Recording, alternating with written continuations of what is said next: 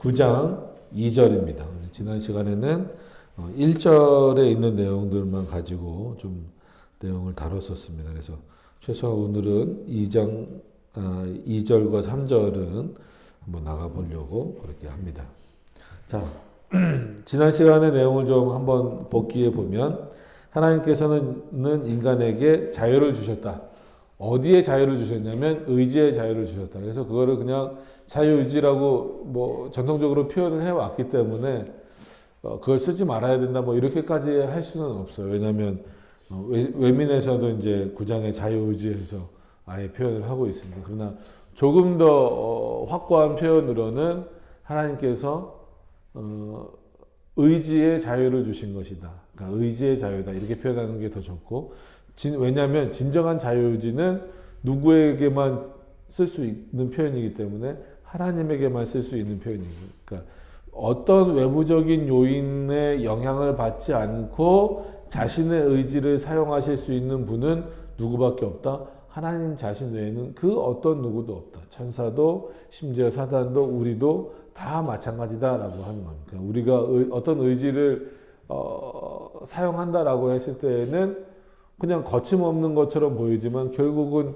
여러 가지 환경적인 요인들 아니면 내 안에 있는 그런 내부적인 요인들 이런 모든 것들이 다 포함되어져서 그게 뭔가 그 조화가 이루어져야만 내가 생각했었던 의지를 온전히 발휘할 수 있는 어떤 그런 상태이기 때문에 그런 상태를 가지고 완전히 자유롭다 이렇게 표현할 수는 없고, 또 하나는 우리가 이제 그 아담과 하와가 타락한 이후에 여전히 죄의 본성이 남아있는 상태이기 때문에 죄로부터 자유로울 수가 없다라는 거죠. 본성적인 죄로부터, 그러니까 우리가 이제 그리스도로 말미암아 원죄도 자범죄도 용서함 받았기 때문에 그것은 우리가 하나님의 나라에 들어가게 됐다, 영생을 얻었다라는 의미지 모든 죄로부터 지금 현재 자유로워졌다 이런 의미는 아니란 말이에요. 그러니까 그것을 생각을 하신다면 여전히 인간의 의지는 어디에 종속되어 있는 경우가 많냐면 죄에 종속되어 있는 경우가 많다. 그래서 루터가 표현한 것처럼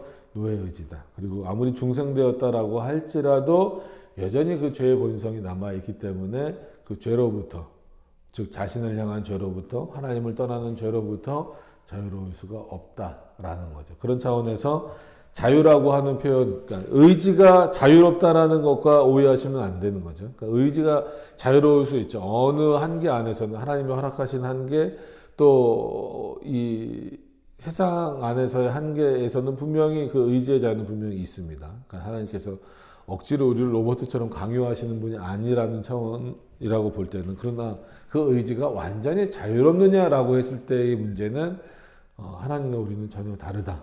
본질적으로 다르다. 이것을 이제 좀 말씀을 지난 시간에 좀 드렸었습니다. 뭐 그 내용이 계속 이어집니다. 그 내용, 이런 기본적인 내용을 가지고 있지 않으면 특히나 자유의지 부분에 있어서는 굉장히 큰 혼란을 가지실 수밖에 없어요. 잘못하면 우리의 자유의지를 너무 강조하다 보면 하나님이 마치 그 죄의 조성자처럼 또 되어버리실 수도 있고, 반대로 하나님으로부터 마치 독립할 수 있는 인간인 것처럼 말할 수도 있습니다. 그래서 제목이 이제 자유의지이기 때문에 자유의지란 말을 쓰긴 하지만 저희는 그보다는 의지의 자유다. 인간에게 있는 건 의지의 자유고, 결국은 궁극적으로는 하나님이 우리에게 의지를 주신 것은 우리에게 은혜를 주시기 위한 수단입니다. 이거는 아담이 타락하기 이전에도 마찬가지였어요. 이후에도 더 분명히 드러나지만 이전에도 아담의 의지를 사용하시잖아요. 그러니까 예를 들면 이제 만물의 어떤 그 영장으로서 만물을 명령할 수 있는 자로서, 다스리는 자로서 하나님이 아담을 세우신 거예요. 원래 만물의 주인은 누굽니까? 하나님 자신이시잖아요. 근데 하나님께서 아담에게 만물의 그 주인을 맡기시면서 한마디로 그 대표적인 예가 여러 가지 많이 있지만 동물의 이름을 짓게 하시는 거잖아요. 그러면은 가끔 이제 아이들이 물어보죠. 왜 호랑이야? 솔직히 우리는 잘 몰라요. 왜 그거를 호랑이라고 부르게 됐는지. 물론 이제 어떤 이유가 돼서 이것은 뭐라고 부른다. 그건 나중에 진짜 말 그대로 한참 나중에 과학이 어느 정도 발전되고 뭐 지질학이 발전돼서 누가 먼저 발견했느냐에 따라서 뭐 사람 이름이 붙이기도 하고, 그러니까 나비나 뭐 이런 거 보면 그렇잖아요. 무슨 뭐 원숭이나 뭐 그래서 일본 원숭이라는 것도 있고 이런 것들은 어떤 지역에서 발견되거나 이랬을 때 사람들이 나중에 붙이지만 결국은 중요한 건 뭐냐면 그게 원숭이라는 사실은 안 바뀌잖아요. 그리고 더 나아가서는 그게 왜 원숭이로 불렸는지에 대해서는 아무도 대답을 못 합니다.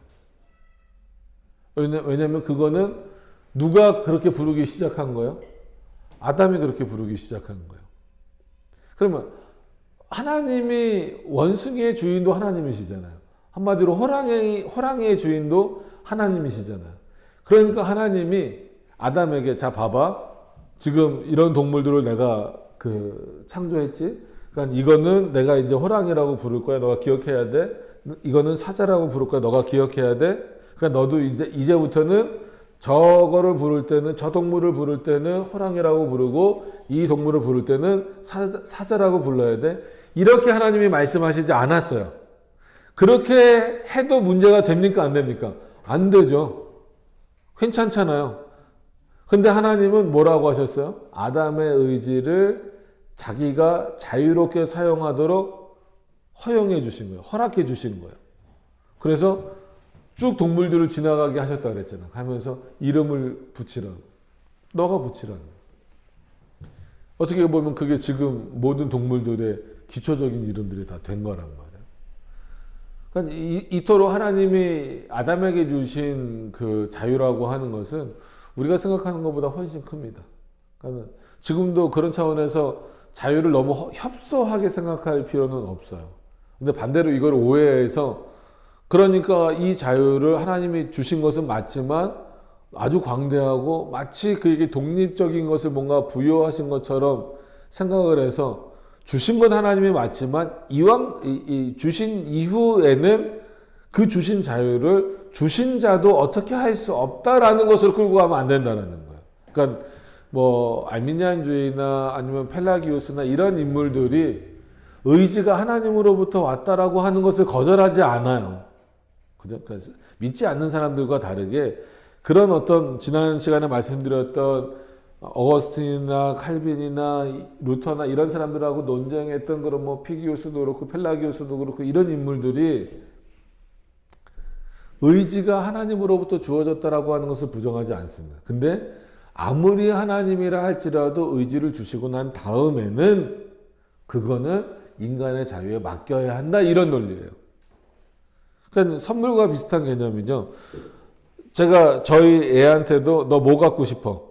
그러니까 뭐 갖고 싶든 아니면 제가 그냥 알아서 선물을 주든, 선물을 주기 전까지는 그 선물을 제가 이렇게 뭐 이걸 선물이라고 해봅시다. 그럼 이 선물을 들고 있을 때까지는 이 선물의 주인이 마치, 그리고 이 선물의 어떤 주권을 행사하는 것은 마치 누구라고 보는 거예요? 주는 자라고 보는 거예요. 근데 일단 선물을 줬으면, 그러니까 이게 세상적인 논리로 하나님을 생각하면 이게 위험하다는 거예요. 일단 선물을 사줬으면, 예를 들어서 저희 애한테 이제 애들은 대부분 이제 저희는 이제 남자애들밖에 없으니까 장난감이나 뭐 그런 거 좋아하잖아요. 그럼 사줬으면 걔가 그거를 가지고 뭐 망치든 뭐 부러뜨리든 뭐 하든 그거는 누구 마음이에요? 쟤도 그래요. 자기 마음이에요. 왜냐면 가끔 그런 거 있잖아요. 사준 첫날 고장내는 경우 있어요. 첫날 부러뜨리거나 그러면은 부모의 입장에서는 내 돈이 들어갔으니까 좀 기분 나쁘다. 아니 좀 잘 갖고 놀지, 그거를 야 사준 날 그렇게 다 망가뜨리고 부서뜨리면 어떡하냐 하면은 그 애는 뭐라 그래? 아니 사줬으면 그만이지, 그걸 왜 참견하느냐 이거. 근데 세상에서는 오히려 그 논리가 더 맞는 거죠. 아, 사줬으면 그만이야. 만약에 누가 뭐 예를 들어서 어른이어도 친구나 아니면 뭐 그렇게 할 수 있잖아요. 누가 이렇게 옷을 사줬어요. 옷을 사줬으면 사준 것으로 끝나야 되는데 그 옷 잘 입냐, 그 옷을 왜 그렇게 입냐, 뭐 하냐 그러면 저 같으면 그럴 것 같아요. 아니 다시 가져가라고. 그러니까 이게 솔직히 세상의 사람들에게 있어서는 일반적인 논리죠. 맞는 논리죠. 만약에 누가 여러분들에게 뭘 선물로 주고 그거를 어떻게 사용하는지 계속 지켜보고 있으면 그거 답답해서 살겠습니까? 근데 요 논리를 그대로 하나님에게 자꾸 적용을 하니까 하나님에게 있어서도 그래요. 하나님이 나에게 의지를 주신 건 알겠는데 주셨으면 이제 좀 그냥 내버려 두십시오. 그 내 맘대로 하게. 그러니까 우리 칼빈주의 5대 교리의 반대가 되는 뭐가 나오는 거예요. 알미니안주의에서. 하나님의 은혜를 우리의 의지로 뭐 할 수 있다? 거절할 수 있다. 우리는 불가항력적인 은혜잖아요. 하나님이 주시는 은혜는 우리는 거절할 수 없다. 왜?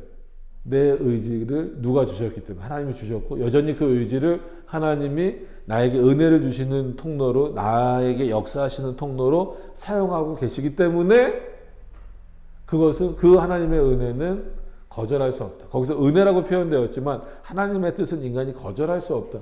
이런 차원에서 불가항력적인 은혜라고 쓰는데 알미니안주의에서는 그렇지 않잖아요. 그래, 의지를 주신 건 하나님이 맞지만 이미 주신 다음부터는 그 의지의 주인은 누구라는 거예요? 내 자신이라는 거예요.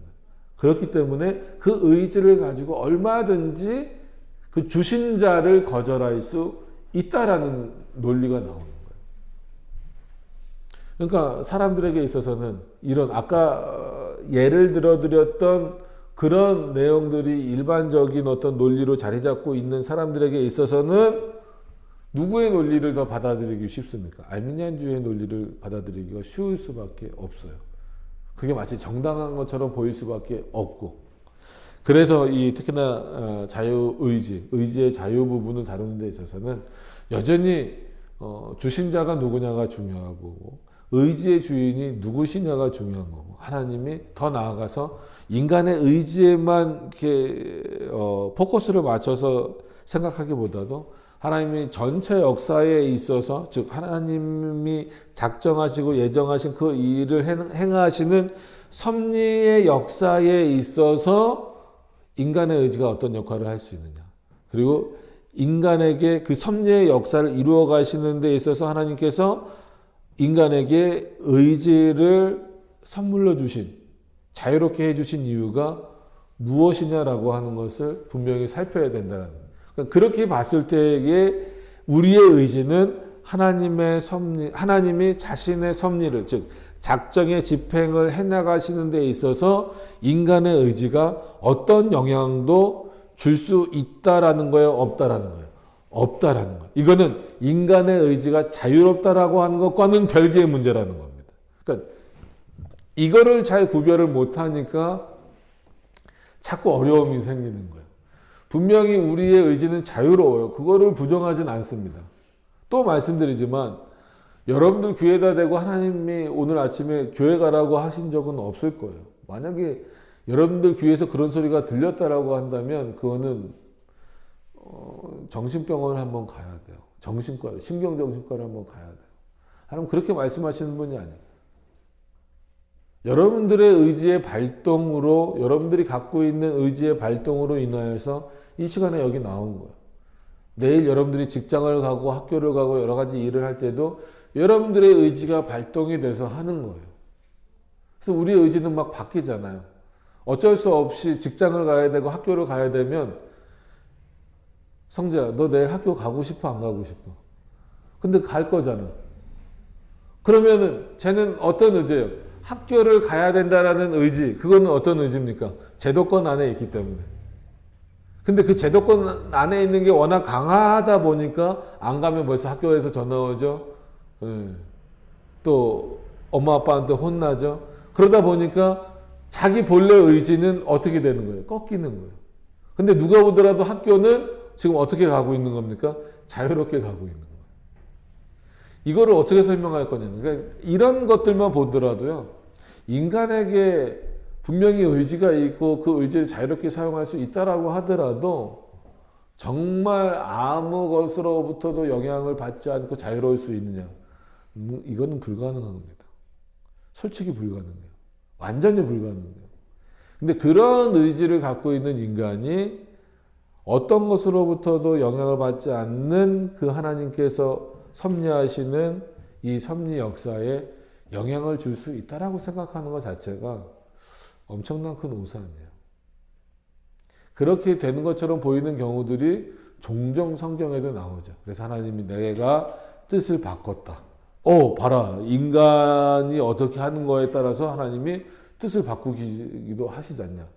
뭐 히스기야가 저 15년 더 살게 해주세요. 뭐 하니까 하나님이 뜻을 바꾸셔서 더 살게 해주지 않았느냐. 그러니까 열심히 기도하면 뭐가 바뀔 수 있다. 하나님의 뜻이 바뀔 수 있다. 이렇게 착각하고 오해하는 거예요.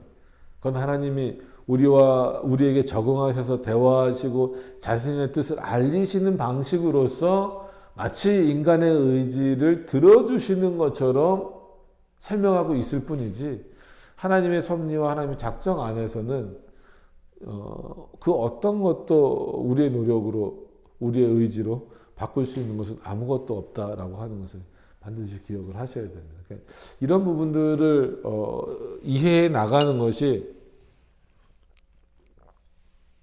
굉장히 감사하고 중요하고 감격스러운 일이 돼야 되는데, 자꾸 거치는 것이 돼버리는 경우가 상당수에게 있기 때문에 좀 안타까운 부분이죠. 자, 일단 설명은 그 정도 하고 2절로 넘어가서 보시면, 인간은 무죄한 상태에서, 즉 아담과 하와가 타락하기 전의 상태에서도 하나님 보시기에 선하다. 당연히 선하죠. 죄를 안 졌으니까. 그리고 하나님의 명령에 순종하고 있을 테니까 당연히 선하다라고 여겨주시는 거죠. 그럼 이 선함은 누구로부터 왔느냐? 죄를 안 진 아담 자신에게로부터 온 거냐? 그렇진 않죠. 하나님, 그렇게 창조하신 하나님으로부터 온 선이라는 거예요. 그러니까 자신이 주신 선을 보고 선하다라고 여겨주시는 거예요. 그 핵심을 놓치시면 안 됩니다. 선하고 그가 아주 기뻐하신 것을 원하며 행할 수 있는 자유와 능력을 소유하였다. 그죠? 아담에게 그런 능력을 허락하신 거예요. 그래서 아담의 의지로 누구를 기쁘시게 할 수 있다? 하나님을 아주 기쁘시게 할 수 있는 자유와 능력을 주셨다라는 거예요. 타락하기 전에. 그런데 아직 가변적이다. 가변적이라는 건 뭐예요? 그럼에도 불구하고 아담은 하나님이 허락하신 그 자유로운 의지로 말미암아 하나님을 떠날 수도 있는, 즉 선이 아닌 악을 행할 수도 있는 가능성. 그게 상태적인 표현이다라고 말씀드렸죠. 그래서 인간은 그 상태에서 타락할 가능성이 있었다라고 하는 거예요. 그래서 제가 지난 시간에 아주 웃긴 짓을 했었죠. 마이크를 들고 있는 줄 알고 이러고 계속 한참 얘기를 했었더라고요. 영상을 보니까. 오늘은 그런 실수는 안 할게요. 자, 여기다 좀 적어보면, 그러니까 하나님이 창조하신 아담의 상태. 이게 화면에 글씨가 잘 나올지 모르겠어요. 글씨를 좀 이쁘게 써야 되는데. 그래서 타락 전, 그러니까 선과 악을 알게 하는 나무 열매를 따먹기 전에 아담의 상태는 어땠냐면, 오늘 2절의 표현을 조금 쓸게요. 하나님이 보시기에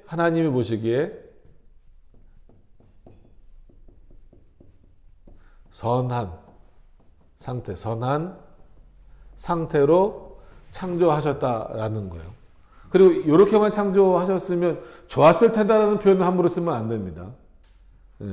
이렇게만 창조하셨으면 아마 그 아담이 타락하지 않았었겠죠. 근데 이렇게만 창조하신 것이 아니고, 그러나 가변적이다라는 것은 그만큼 반대로 말하면 하나님처럼 완전하지 않다라는 거예요.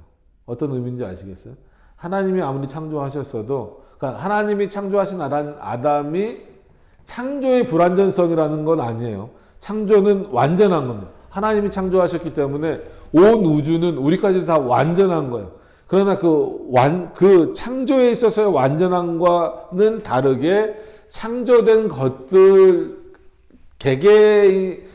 개개인이라고 할 수는 없잖아요. 식물, 동물, 우주 다 있으니까. 개별적으로 봤을 때에 하나님과 비교했을 때에 있어서는 완전성이라고 말할 수는 없다라는 거예요. 그래서 가변적이다라는 거죠. 가변적으로 하나님이 보시기에 악을 행할 수 있는 상태. 즉 타락 전 아담은 선을 행할 수도 있는 상태이면서 동시에 뭐를 행할 수도 있는 상태다? 악을 행할 수도 있는 상태다라는 거예요. 이게 어떻게 보면 타락 전 아담에게 주신 뭐예요? 의지죠. 그럼 이 의지는 선을 행하실 수밖에 없는 하나님의 의지와 비교했을 때 완전합니까? 불완전합니까? 불완전해요. 완전히 자유롭다, 안 자유롭다를 떠나서라도 불완전해요. 왜요? 하나님은 선만 행하실 수 있는데 아담에게는 선도 행할 수 있고 악도 행할 수 있는 가능성을 주신 의지이기 때문에 불완전하다라는 거예요. 가변적이다라고 하기 때문에 불완전해요. 그래서 어거스틴이 이런 부분에 있어서 타락 전이라고 할지라도 아담은 하나님과 비교했을 때, 즉 피조물인 아담은 창조주인 하나님과 비교했을 때 어떤 원인이 있다? 결점적으로 결점이 있는 원인이 있다. 즉 결점적 원인이 있다. 이거를 이제 타락 후에만 적용하는 분들도 있는데 저는 타락 전에도 적용을 해야 된다라고 봅니다. 왜냐하면 아직 악을 행하진 않았잖아요. 즉 죄를 범하진 않았잖아요. 그럼에도 불구하고 그것을 행할 수 있는 가능성이 있다라는 것 자체가 하나님과 비교해 봤을 때는 타락 전에도 아담은 결점적 원인을 가지고 있다라고 하는 겁니다. 그러면 이게 이제 무슨 말인지 아시겠죠? 자, 그러면 물어볼게요. 김성재. 그대로 대답하면 되는 거예요. 타락하기 전에, 즉 선과 악을 알게 하는 나무 열매를 따먹기 전에 아담의 상태는 어떤 상태라고?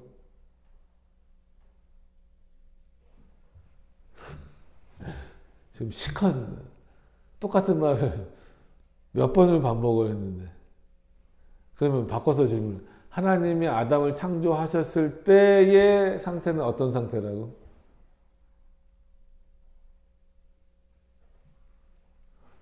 써있는 거가 안 보여? 안경을 바꿔줘야 돼. 다시 한번 기억을 해야 돼. 아담은 선을 행할 수도 있고 악을 행할 수도 있는 상태로 창조되었다. 알겠어요? 그럼 또 먹여준 거예요. 자, 이제 대답을 해봐. 어떤 상태로 하나님 창조하셨다고? 네. 자신 있게. 그게 최초 아담의, 즉 인류의 모습이었어요. 그 아담에게 부여된 의지는 어떤 의지다? 자유로운 의지다라는 거예요. 그죠? 그에게 있어서는 워낙 자유의지라고 많이 쓰시니까 자유로운 의지. 우리는 그래서 그렇게 쓰는 게 좋다라고 계속 말씀드려요. 자유로운 의지 아니면 의지의 자유. 그러니까 그 의지의 자유에 따라서 선한 일을 그가 많이 했잖아요. 그 당연한 거죠. 그 에덴 동산에서. 근데 선하지 않은 일, 즉 선과 악을 알게 하는 나무 열매를 따먹는 저 일은 누구의 의지로 한 겁니까? 아담에게 주신 자신의 의지로 한 거예요. 근데 그 결과가 악을 행한 거였죠. 그래서 그러고 나서 타락했을 때 이제 타락 후 선과 악을 알게 하는 나무 열매를 따먹고 난 이후의 아담의 상태는 선을 행할 수 없는 상태가 돼버린 거예요. 그래서 이게 타락입니다. 그리고 악을 행할 수 밖에 없는 상태.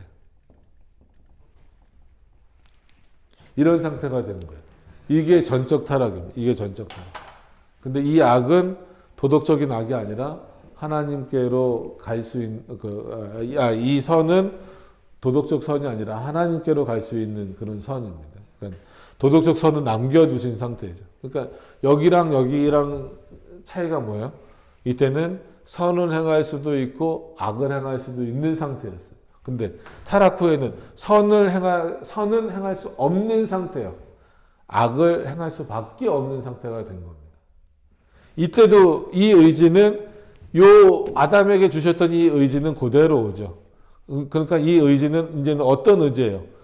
이때 아담이 가지고 있었던 의지는 선한 일도 할 수 있고 악한 일도 할 수 있는 의지였다면 이때 아담이 가지고 있는 의지는 그래서 의지도 타락했다라고 말하는 거예요. 의지도 전적으로 타락했다. 의지의 타락 이렇게 표현하기도 합니다. 악을 행할 수밖에 없다라는 거예요. 근데 이제 아담을 모든 인류로 대표로 해놓고 그러니까 이런 인류를 그러면 다 죽을 수밖에 없잖아요. 그죠? 다 지옥에 갈 수밖에 없죠. 그래서 이들을 위하여서 그리스도께서 이 땅에 오신 것이고 또 어떤 구원의 서정을 통해서 중생은 뭡니까? 다시 하나님 앞에 선을 행할 수 있는 상태가 된 겁니다. 그럼 악은 버려진 거예요? 악도 행하는 상태. 다시 이렇게 변합니다. 그러면 이 의지는 여전히 이때도 동일하게 온 거예요. 우리의 의지가 중생돼서 거듭나서 조금 더 하나님께로 갈 수 있도록 하나님이 만들어주신 것이지 우리 스스로가 간 거는 아니다라는 거죠. 그러니까 루터가 말한 노예의지나 뭐 이런 내용들이 표현이 되는 거예요. 똑같은 의지임에도 불구하고 또 이 의지에 자유로움이 다 있음에도 불구하고 그 상태가 어떤지에 따라서 전부 다 다르게 나온다. 그래서 중생하지 않는 자들에게 의지 있어서도 그 의지는 자유로운 거예요. 그러나 뭐를 행할 수는 없어요? 선을 행할 수는 없어요. 다시 선을 행할 수는 없어요. 그래서 우리가 중생을 말할 때 born again 뭐 그렇게 표현하기도 하죠. 뭐 실제로 그렇게 표현하기도 하니까. 근데 리제너레이션 완전히 새롭게 되었다. 그래서 다시라는 표현을 쓰는 거예요. 그러니까 이런 부분들을 기억을 하셔야 돼요. 그러니까 의지 하나만 보더라도 이렇게 다뤄야 될 내용들이 많습니다. 그러니까 근데 이런 것들을 교회에서 안 하니까 가르치질 않다 보니까 결국은 성도들의 진짜 말 그대로 의지를 강조하게 되는 거예요. 너가 잘해야 된다. 너가 이렇게 해야 된다. 뭐 재단을 쌓아야 된다. 뭐 기도에 뭐 잔을 채워야 된다. 이런 얘기가 결국은 이런 부분에서 다 나오게 되는 거예요. 그러니까 조심하셔야 됩니다. 이런 부분들은 기도하지 말란 얘기도 아니고 예배 드리지 말란 얘기도 아니에요. 최선을 다해서 기도하고 최선을 다해서 예배 드리되 그것이 하나님의 뜻을 바꾸는 길은 아니다라고 하는 것을 분명히 아셔야 된다라는 거예요. 그러니까 이런 부분들을 우리가 자주 실수하고 놓치고 이렇게 하다 보니까 조금은 좀 더 엉뚱한 방향으로 아주 하나님의 뜻을 좀 오해하게 되는 방향으로 나가게 되는 겁니다. 그럼 윤재야 혹시 봤으니까 대답할 수 있겠어? 아담과 하와가 타락 후에는 어떤 상태가 됐어? 맞아. 악한 상태. 선은 행할 수 있어 없어? 없어. 그러면은 중생이라 그래서 예수 그리스도로 말미암아 우리가 거듭났다라고 말하거든. 그렇게 거듭났을 때에는 어떤 상태가 된 거야? 그래. 그 수준에서는 아주 그래도 선과 악을 다시 행할 수 있는 상태가 된 거죠. 근데 더 어디를 향할 수 있는 이건 김성재. 그러면 이 선을 행한다라고 하는 것은 어디를 향해 갈 수 있다라는 거야. 그렇지. 천국을 향해 갈 수 있는 거야. 누구를 통해서? 하나님. 맞아. 근데 조금 더 위격적으로 구별된 표현으로. 그렇지. 예수 그리스도를 통해서. 그리고 우리 안에서 역사하시는 우리 안에서 역사하시는 위격적으로. 예수님은 당연히 우리 안에서 역사하시는 성령 하나님의 은혜를 통하여서 우리가 다시 선을 행할 수 있도록 해주신, 선을 행할 수 있도록 해주신 거예요. 잘 생각해야 돼. 아, 중생 됐으니까 이제부터는 나는 예수님 필요 없이 성령 하나님 필요 없이 나 혼자 내 능력으로 이제 선을 향할 수 있구나. 그게 아니에요. 아시겠어요? 다시 선을 향할 수 있는 상태로 우리를 바꿔주셨다라고 하는 것은 누구로 말미암아? 여전히 우리의 중보자 되신 그리스도로 말미암아. 그래서 나는 가지니, 나는 나무니 너희는 뭐다? 가지라. 열매다. 거기서 열매를 맺어야 돼. 그럼 그 뿌리로부터 나오는 것. 그렇기 때문에 그 가지로서의 자유로움이 분명히 있다 할지라도 원뿌리인 그 나무에서 흘러나오는 양분이 아니고서는 그 가지는 온전한 열매를 맺을 수가 없어요. 그러니까 성령님도 마찬가지예요. 성령 하나님도 우리 안에 역사하신다. 우리 안에 내주하신다. 뭐 구약에 왔다 갔다 하신다는 건 아니에요. 뭐 지금 그 얘기하면 또 길어지니까. 구약이나 신약을 통해서 자신의 백성들 마음속에 역사하신다라고 했을 때, 내주하면서 역사하신다라고 했을 때에는 우리의 그 악한 의지를 꺾으시고 우리로 하여금 선한 길로 가도록, 그래서 날마다 더 좋아지는 길로 가도록. 그래서 뭐 칼빈주의자들 중에는 루터의 이런 표현을 별로 안 좋아하는 분들도 있어요. 제가 자주 좀 인용을 했었죠. 루터가 표현하는 것처럼 우리는 뭐다? 날마다 뭐하는 자들이다? 고침받아가는 죄인이다, 의인이다. 이거는 우리 반석들의 교회에서만도 벌써 몇 년을 한 것 같은데 들을 때마다 헷갈리시죠? 참 그런 게 이제 어려워요. 어렵지 않기 위해서는 잘 기억을 하시려고 해야 돼요. 우리는 날마다 고침받아가는 의인이다. 그러니까 본성적으로 우리는 죄인이죠, 여전히. 근데 왜 의인이라고 루터가 표현을 했습니까? 우리를 의롭다라고 누가 여겨주시는 거예요? 하나님이 그렇게 여겨주시는 거예요. 그리스도의 의의 전가, 날마다 주어지는 은혜로 말미암아. 그래서 우리는 여전히 죄인이면서도 그 의를 향하여서 살아나가야 돼요. 날마다 새롭게 될 수 있는 것은 분명히 하나님이 누구의 의지를 사용하세요? 우리의 의지를 사용하셔요. 우리의 의지가 새롭게 되고 우리의 의지가 더 하나님께로 가려고 하는 마음이 들어야 갈 거 아니에요. 그래서 내 의지로 가는 거예요. 맞아요. 내 의지로 더욱더 하나님께 가까이 가는 겁니다. 근데 그럼에도 불구하고 그거를 내 공로나 내가 갔습니다라고 말하지 않고 모든 것이 다 하나님의 은혜입니다라고 말할 수밖에 없는 것은 그 의지를 그렇게 가도록 만들어주시는 분이 누구예요? 하나님이시기 때문에 그래요. 하나님이 그렇기 때문에 우리의 의지를 통로처럼 사용하시는 거예요. 자신이 은혜를 주시고 자신이 그 사람을 이끌어 가시는 통로로 그의 의지를 사용하시는 거예요.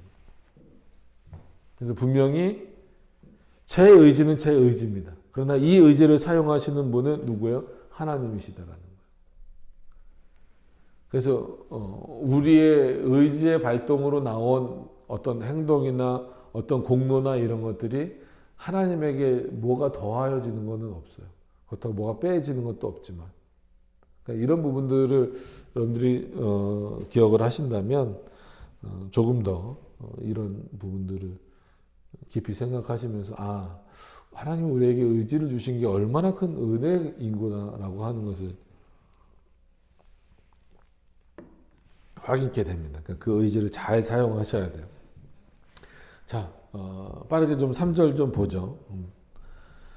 인간은 타락하여 죄의 상태에 있음으로 말미암아, 그죠? 완전히 이제 전적으로 타락한 상태를 말합니다. 원죄와 자범죄를 짓게 되는 그런 상태죠. 구원에 수반하는 영적 선, 도덕적 선하고는 구별하셔야 돼요. 그죠? 하나님이 아무리 타락했어도 도덕적인 선은 남겨두셨다라고 했어요. 이 도덕적인 선이 무너져 버리면 그건 진짜 짐승이죠. 솔직한 얘기로 짐승들도 나름대로의 룰이 뭐예요? 그 법이잖아요. 그 법이 있는데 그 법을 안 지키면 그 짐승들도 그 무리에서 쫓겨날 수밖에 없어요. 뭐 죽임을 당하게 되든지. 그 정도인데 그 인간에게 이런 도덕적인 선까지 타락됐다, 없어졌다 이렇게 말하면 안 되죠. 그러니까 도덕적인 선도 이미 타락한 건 맞아요. 그러나 없어진 건 아닙니다. 오해를 잘 그러니까 이해를 잘 하셔야 돼요. 반대로 도덕적인 선은 아주 선한 걸로 오염되지 않게 남겨져 있다. 그것도 아니에요. 자, 그러나 구원에 수반하는 영적인 선은 완전히 없어졌습니다. 타락 이후에는 선을 향하고자 하는 모든 의지력은 완전히 상실했다. 이게 전적 타락이에요. 아시겠습니까? 그래서 잘 모르겠는데 전적 타락이 뭔가요? 라고 누가 물어보면 뭐라고 대답을 해야 된다고요? 구원을 얻기 위한 선한 모든 의지적 행동들은 없어졌습니다. 상실되었습니다. 라고 표현을 해야 된다라는 거예요. 아시겠어요? 아시는 거 맞죠? 이걸 엉뚱하게 대답하면 큰일 납니다. 그래서 자연인은 영적 선을 전적으로 싫어하고, 그러니까 일반 모든 인류를 말해요. 여기서 이제 자연인이라고 이렇게 표현을 해석을 했어요. 뭐 어쩔 수 없습니다. 옛날 해석이다 보니까 해석이 이렇게 마음에 들진 않아요. 이거를 왜 자연인으로 했을까 하는 좀, 그러니까 이제 내추럴이 나오니까 그냥 이렇게 써버리는 건데 조금 이런 부분에서는 해석이 좀 아쉽기는 하죠. 그러니까 뭐 그런 표현이 조금 더 좋겠죠. 그러니까 이제 타락 이후에 중생 이전의 모든 인류는 뭐 이렇게 중생되기 전인 모든 사람들은 뭐 이런 표현이 조금 더 올바른 표현입니다. 그래서 어쨌거나 이제 여기 그렇게 나와 있어요. 자연인은 영적 선을 전적으로 싫어하고, 그죠?